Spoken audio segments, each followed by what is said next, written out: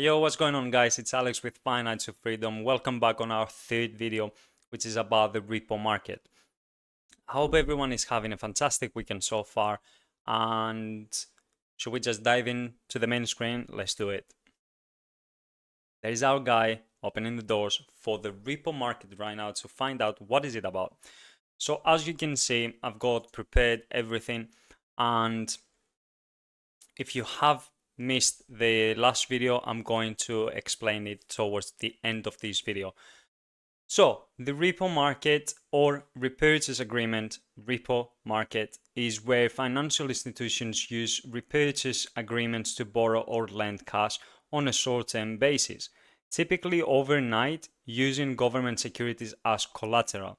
In a repo, one party sells securities to another with an agreement to buy them back at a slightly higher price in the future. This functions as a secured short-term loan, providing liquidity for banks and market makers, facilitating capital management for financial entities, and supporting the smooth function of broader financial markets and monetary policy implementation. So think about it as a loan, as a short-term loan. You can borrow the money, but then you have to pay extra amount to buy it back. So you are selling it, you get the money, you are getting it back, you are paying with interest. So I really think that the whole economy, how it works right now, it doesn't seem good, and I've said it on the previous videos, and I think repo market is failing currently. So how how a repo transaction works? Seller borrows cash. The seller of securities borrows cash from the buyer by selling a security to them, such as a government bond. Securities as collateral. The securities act as collateral for the loan, reducing the risk to the buyer. Repurchase agreement. The seller agrees to repurchase the same securities at a future date, usually the next day, at a higher price. So it can be used to escape from something, but the next day you haven't solved anything. You have to pay it back to get it, and with interest. So why would you do that? But yeah, let's not answer this question. So repo interest.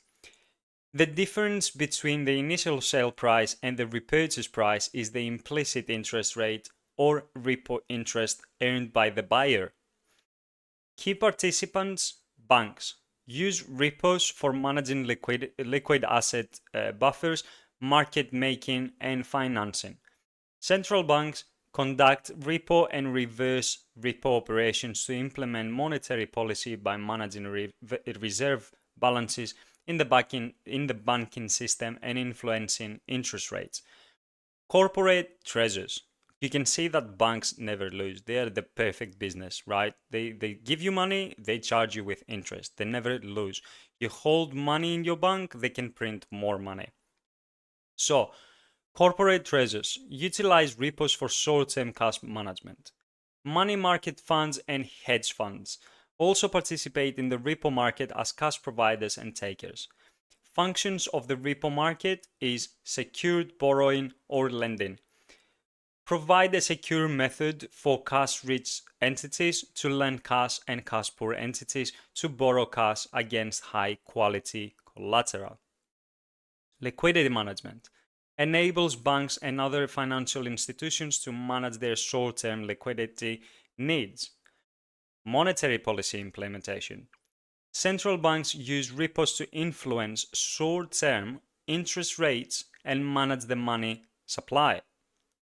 Now, market functioning contributes to the efficient functioning of the government bond market and other financial markets by providing financing for investments and sourcing specific securities.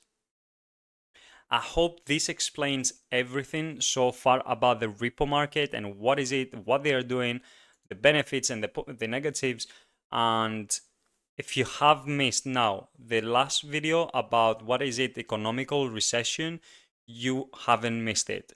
I promise you that because you're going to see it over here, and over here you're going to see the playlist, where if you have missed any video, you can go and rewatch any video at your own time, with your own pace and everything. So you haven't really going to miss anything. That works if you have like subscribed, turn on the notification bell so you can receive the notifications that a video is just uploaded or Finance to Freedom is going live now.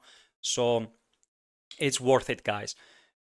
And it's actually for free, right? So if you found so far these 3 videos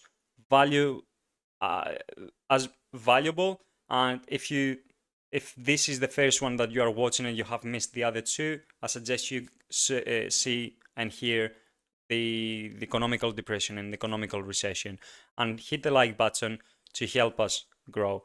So what I mean with that, it's not me grow, it's us grow together. So when YouTube is seeing a video at 100 likes, then it takes that video, the algorithm, and it suggests it to a much wider audience. And that actually helps because we're going to receive more people by the time, and then we can have conversations. We could go live for this and have a little debate and exchange a little bit of opinions and experiences and everything. So it's going to be better. Now, I'm going to prepare the next one, which we are going to discuss about the value of gold and silver. So that's another extra if you have subscribed to the channel. Until then, guys, take care of yourselves, have a good night, and I'll see you on our 4th video. Have a good night. Bye-bye.